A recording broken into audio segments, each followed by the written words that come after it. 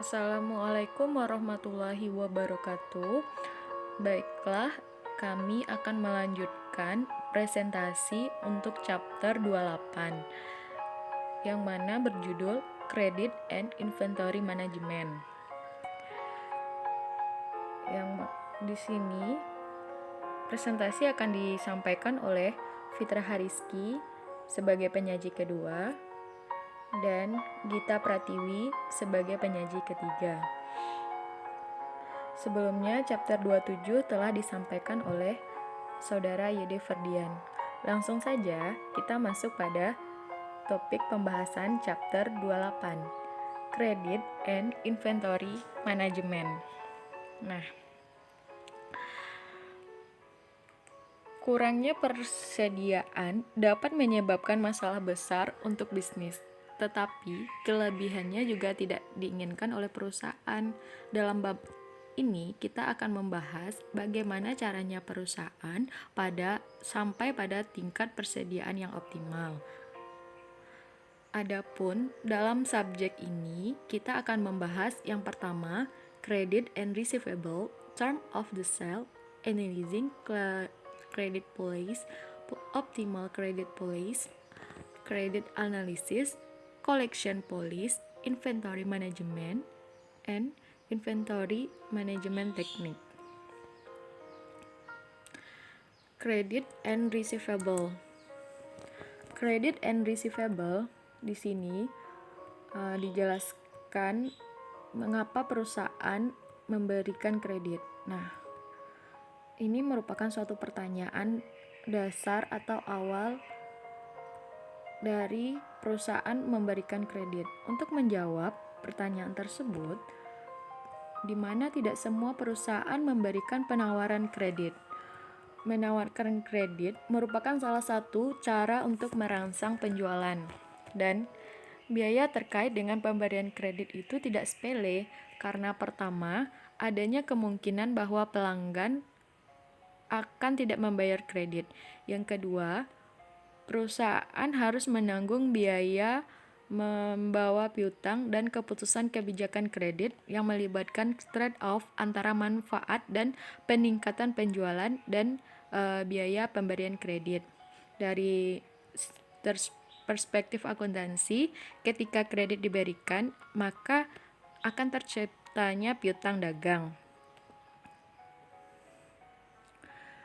Ya, selanjutnya komponen kebijakan kredit.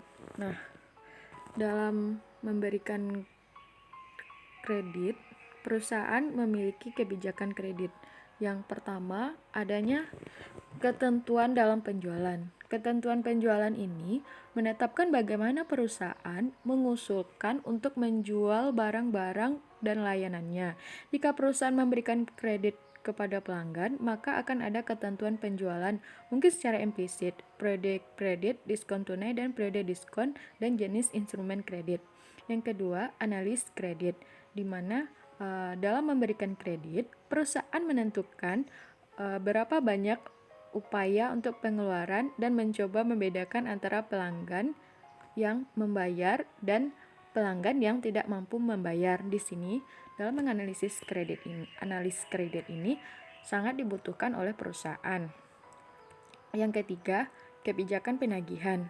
Nah, setelah perusahaan memberikan kredit kepada pelanggan, tentunya akan ada terjadi masalah yang potensial. Salah satunya adalah mengumpulkan penagihan kredit. Nah, untuk itu perusahaan harus menetapkan kebijakan penagihan ini. Pada beberapa bagian selanjutnya, kita akan membahas komponen-komponen kebijakan kredit secara kolektif dan membuat keputusan dalam memberikan kredit. Nah, arus kas dari pemberian kredit. Ada beberapa peristiwa yang terjadi dalam pengumpulan piutang. Peristiwa ini adalah arus kas yang terkait dengan pemberian kredit. Nah, teman-teman dapat melihat gambar di bawah yang mana seperti yang ditunjukkan oleh garis waktu urutan kejadian ketika perusahaan memberikan kredit. Yang pertama, adanya penjualan kredit dilakukan. Yang kedua, pelanggan mengirimkan cek ke perusahaan. Yang ketiga, perusahaan menyetorkan cek. Dan yang keempat, akun perusahaan dikreditkan untuk jumlah cek. Nah, faktor-faktor yang mempengaruhi periode piutang, salah satunya itu dapat mengurangi piutang tersebut, dan dengan tersebut dapat mempercepat pengiriman surat, pemrosesan, dan clearing. Karena itu perlu adanya arus kas dari pemberian kredit di sini. Nah, selanjutnya kita masuk dalam investasi dalam piutang. Investasi dalam piutang di sini merupakan perusahaan tergantung pada jumlah kredit penjualan dan periode pengumpulan rata-rata. Nah, dicontohkan di sini, jika koleksi rata-rata perusahaan periode ACP adalah 30 hari, maka pada waktu tertentu akan ada nilai penjualan 30 hari. Jika penjualan kredit mencapai $1.000 per hari, maka piutang perusahaan akan menjadi sama dengan 30 hari dikali $1.000 per hari menjadi $30.000 rata-rata per hari. Rata-rata perharinya. Sebagai contoh, kami menggambarkan piutang perusahaan umumnya akan sama dengan rata-rata penjualan harian dikalikan dengan periode pengumpulan rata-rata. Adapun rumus di sini, account receivable sama dengan average daily dikali daily sales dikali ACP. Dan kita lanjut pada topik kedua, 282, yaitu term of the sale. Seperti yang kami jelaskan sebelumnya, ketentuan penjualan itu kan terdiri dari 3 elemen yang berbeda. Yang pertama adanya periode pemberian kredit, yang kedua diskon tunai dan periode diskon, yang ketiga jenis instrumen kredit. Nah, dalam industri tertentu, ketentuan penjualan biasanya cukup standar, tetapi ini persyaratannya sedikit berbeda dengan berbagai industri yang lainnya. Dalam banyak kasus, ketentuan penjualan sangat cukup kuno dan secara harfiah berasal dari abad-abad sebelumnya. Sistem perdagangan yang terorganisir kredit menyerupai praktek saat ini dan mudah dilacak ke seluruh dunia. Nah, selanjutnya kita masuk pada komponen-komponen term of the sale. Ini akan membahas bentuk dasar, periode kredit, tanggal faktur, panjang periode kredit, diskon tunai, biaya kredit, dan instrumen kredit. Bentuk dasar. Bentuk dasar di sini, jika ketentuannya dinyatakan netnya 30 hari, maka pelanggan memiliki 30 hari dari tanggal faktur untuk membayar seluruh $1.000 dan non-diskon ditawarkan untuk pembayaran awal.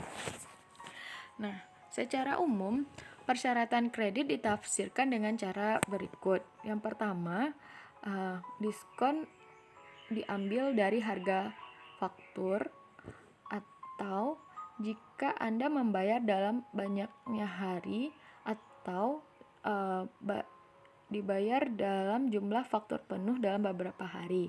Nah, misalnya jika 5/10 net 45, berarti kita mengambil diskon 5% dari harga penuh, dan kita akan membayar di dalamnya dalam jangka 10 hari atau membayar jumlah penuh dalam 45 hari. Nah, selanjutnya periode kredit. Periode kredit adalah jangka waktu dasar untuk pemberian kredit. Periode kredit bervariasi dari industri ke industri, tetapi hampir selalu antara 30 dan 120. Jika diskon tunai ditawarkan, maka periode kredit memiliki 2 komponen. Yang pertama, periode kredit bersih. Yang kedua, periode diskon tunai. Nah, Periode kredit bersih adalah lamanya waktu yang harus dibayar pelanggan. Uang tunai periode perhitungan adalah waktu di mana diskon tersedia 2/10, 30 bersih. Misalnya untuk periode kredit bersih adalah 30 hari dan periode diskon tunai adalah 10 hari. Term of the sale yang selanjutnya adanya tanggal faktur. Tanggal faktur di sini merupakan awal dari periode kredit, di mana sebuah faktur akan tertulis barang dagangan yang dikirim ke pembeli. Untuk setiap pembelian item dan konversi, tanggal faktur biasanya berisikan tanggal pengiriman atau tanggal penagihan. Yang tanggal ini pembeli menerima atau membeli barang. Selanjutnya, panjang periode kredit. Panjang periode kredit ini dipengaruhi oleh dua faktor. Yang pertama, periode persediaan pembelian dan operasi siklus. Semuanya sama, semakin pendek siklus maka akan semakin pendek periode kredit. Nah, selanjutnya adanya diskon tunai. Diskon tunai di sini salah satu alasan diskon tunai ditawarkan untuk mempercepat pengumpulan piutang. Ini akan memiliki efek mengurangi jumlah kredit yang ditawarkan dan perusahaan harus menukar dengan biaya diskon. Perhatikan bahwa ketika diskon tunai ditawarkan, kredit pada dasarnya gratis selama periode diskon. Pembelian membayar kredit hanya setelah diskon tersebut berakhir. Nah, dan biaya kredit. Nah, misalnya di sini kita pesanannya $1.000. Pembelian dapat membayar dalam jangka waktu 980 dalam 10 hari atau 20 hari lagi membayar $1.000.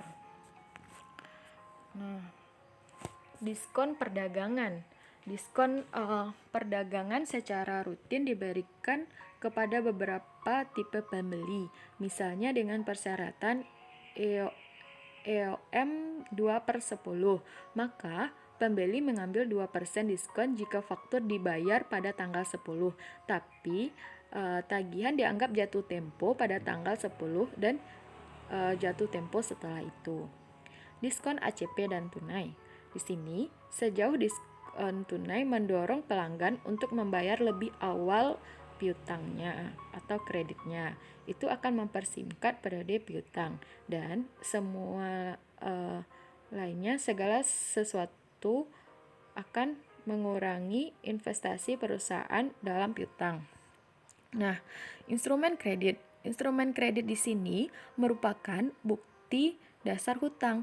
Sebagian besar kredit ditawarkan di akun terbuka. Ini berarti bahwa satu-satunya instrumen kredit adalah faktur yang dikirim dengan pengiriman barang dan ditandatangani oleh pelanggan sebagai bukti bahwa barang telah diterima.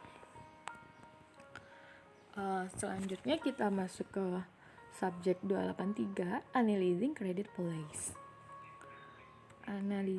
Di sini dalam mengevaluasi kebijakan kredit ada 5 faktor yang perlu dipertimbangkan. Yang pertama, adanya efek pendapatan. Efek pendapatan. Jika perusahaan memberikan kredit, maka akan ada keterlambatan dalam pendapatan kredit karena beberapa pelanggan mengambil keuntungan dari kredit yang ditawarkan dan beralih untuk memperlambat pembayaran kredit. Namun, perusahaan mungkin dapat mengenakan harga yang lebih tinggi jika memberikan kredit, dan itu mungkin dapat meningkatkan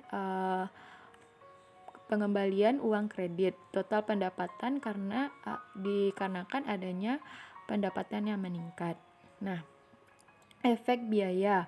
Efek biaya, meskipun perusahaan dapat mengalami pendapatan yang tertunda jika memberikan kredit, masih akan dikenakan biaya penjualan. Apakah perusahaan menjual uang tunai atau kredit, masih harus mendapatkan dan memproduksi barang dagangannya. Nah, selanjutnya biaya hutang. Biaya hutang ini ketika perusahaan memberikan kredit, itu harus mengatur untuk membiayai hutang yang dihasilkan akibatnya. Biaya pinjaman jangka pendek perusahaan adalah faktor keputusan untuk pemberian kredit. Yang keempat yaitu probabilitas tidak membayar. Di sini, jika perusahaan memberikan kredit, beberapa persen dari pembeli kredit tidak akan membayar. Jika ini terjadi, tentu saja perusahaan dapat menjual uang tunai tersebut. Selanjutnya diskon tunai. Diskon tunai di sini ketika perusahaan menawarkan diskon tunai sebagai bagian dari ketentuan kredit. Beberapa pelanggan akan memilih untuk membayar lebih awal dan mengambil keuntungan dari diskon. Nah, selanjutnya mengevaluasi kebijakan kredit yang diusulkan. Di sini dalam mengevaluasi untuk menggambarkan bagaimana kebijakan kredit dapat dianalisis, kita akan mengambil sebuah contoh atau kasus yang relatif sederhana. Di sini kasus perangkat lunak lokus, di mana telah berdiri selama 2 tahun dan merupakan salah satu dari perusahaan yang mengembangkan program komputer saat ini. Lokus hanya menjual komputer secara tunai. Nah, Lokus mengevaluasi permintaan dari beberapa pelanggan utama untuk mengubah arus kebijakan dan menjaring selama 30 hari. Untuk menganalisis proposal ini, kita menetapkan beberapa formula dan simbol-simbol di sini. P merupakan harga per unit, V biaya variabel per unit, Q kuantitas saat ini dijual per bulan, Q aksen kuantitas yang dijual berdasarkan kebijakan baru, R sama dengan diperlukan pengembalian bulanan. Nah, untuk menggambarkan NPV, pengalihan kebijakan kredit, di sini kita ketahui bahwa nilai P berjumlah $49, V $20, Q $100, dan Q aksen $110. Jika pengembalian yang diminta adalah R, adalah 2% per bulan, haruskah Lokus beralih? Saat ini Lokus memiliki penjualan P dikali Q yaitu sebesar $49, yaitu teman-teman dapat mengalihkan 49 dikali $100. Nah, maka akan didapatkan hasil $4.900. Biaya variabel setiap per bulannya yaitu V dikali Q, di mana V $20 dikali $100 didapatkan hasil $2.000. Sehingga arus kas bulanan dari aktivitas ini, yang pertama arus kas cash flow dengan kebijakan policy, di mana formulanya P dikali V kali Q, di mana $49 dikali 20 dikali $100 yang dihasilkan 2.900. Selanjutnya kita akan ini ditandai dengan ini bukan arus kas total untuk Lokus tentu saja, tetapi hanya itu yang perlu kita perhatikan karena biaya tetap dan komponen lain dari arus kas sama apakah atau tidak dalam pembuatan saklar. Nah, jika Lokus beralih selama 30 hari, maka penjualannya akan berbeda dan akan naik menjadi $110. Di sini arus kas masuk tambahan cash flow-nya dirumuskan dengan P dikurang V dan Q aksen dikurang Q aksen, yang mana $49 dikali 20 dikali 110 dikurang 100, maka hasilnya $290.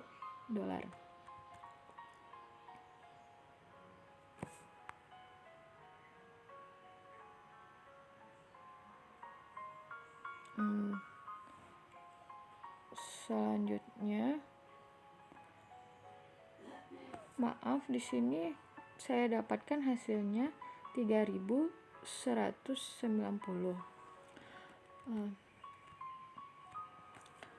Selanjutnya kita akan masuk pada arus kas tambahan yang relevan.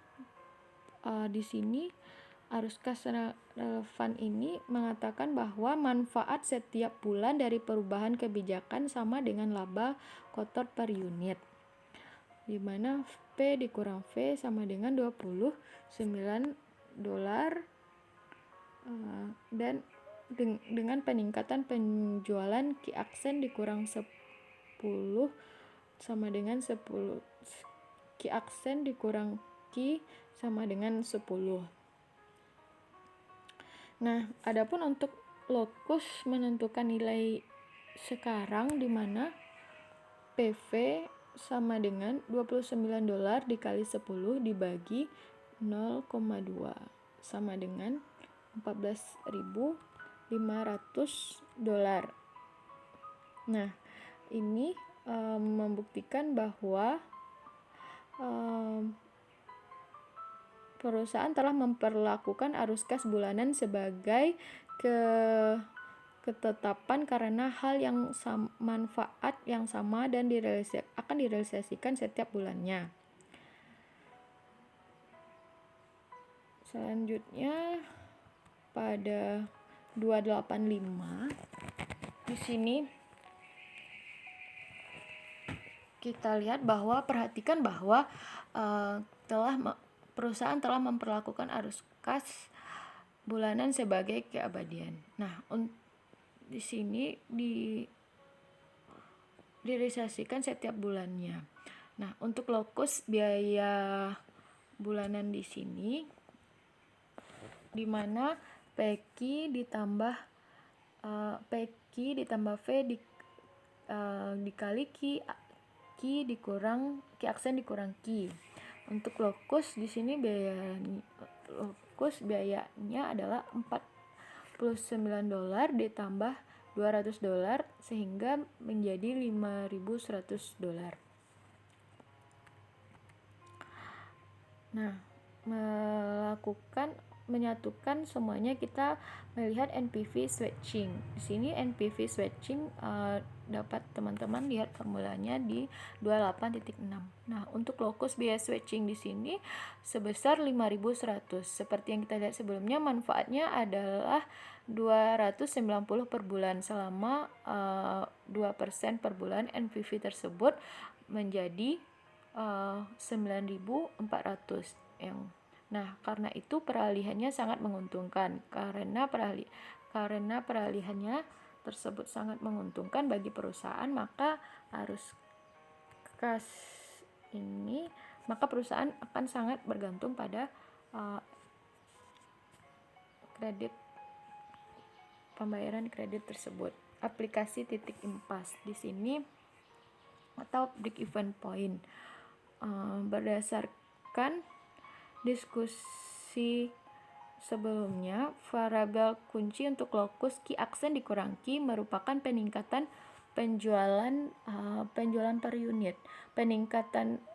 Proyeksi peningkatan 10 unit hanya berdasarkan perkiraan jika ada beberapa risiko perkiraan dalam maka dengan demikian wajar adanya peningkatan dalam penjualan unit yang diperlukan untuk mencapai titik impas.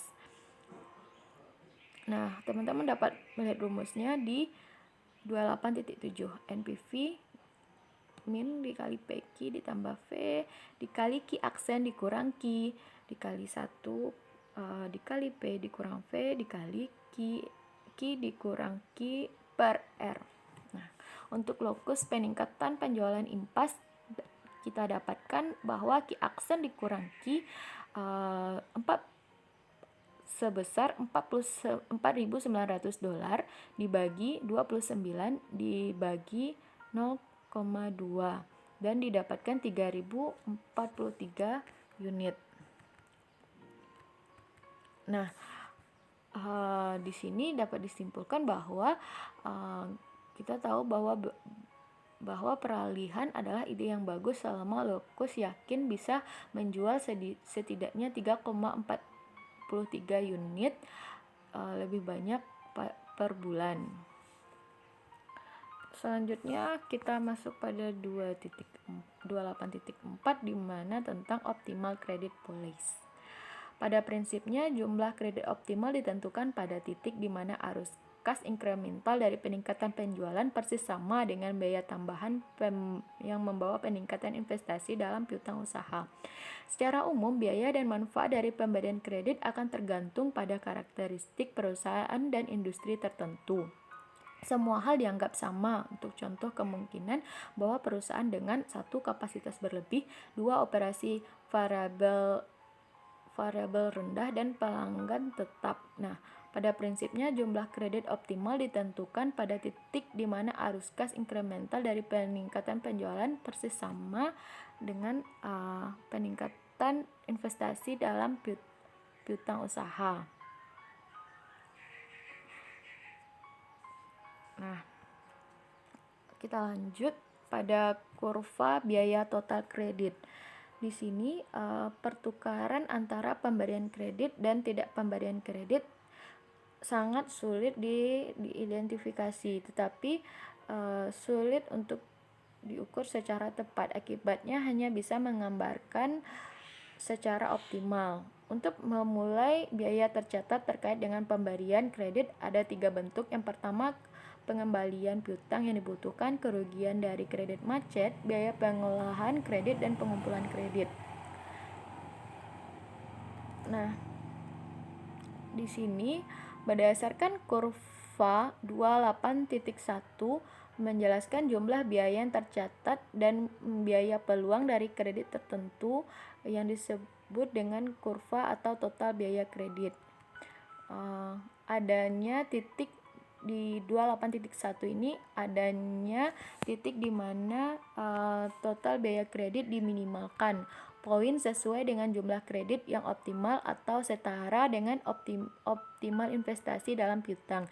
Jika perusahaan memberikan kredit lebih minimum, tambahan arus kas bersih dari pelanggan baru tidak akan mencakup biaya yang tercatat dalam investasi piutang. Nah, secara umum, biaya dan manfaat dari pemberian kredit akan tergantung pada beberapa karakteristik. Di sini seperti kapasitas berlebih, operasi variabel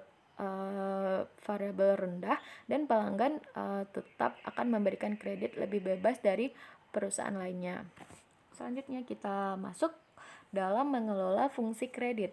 Nah, dalam mengelola fungsi kredit di sini perusahaan memberikan kredit dalam menjalankan departemen kredit. Perusahaan memilih dan mengontrak seluruh bagian ataupun fungsi kredit ke suatu perusahaan asuransi atau perusahaan pembiayaan tawanan. Nah, dalam hal ini tergantung pada pengaturan spesimen dan faktor tersebut mungkin memiliki tanggung jawab penuh untuk pemeriksaan kredit, otorisasi, dan korelasi. Perusahaan yang lebih kecil mungkin menemukan pengaturan semacam itu lebih murah daripada menjalankan kredit departemen. Oke, sekianlah presentasi saya. Akan dilanjutkan dengan presentasi oleh Saudara Gita.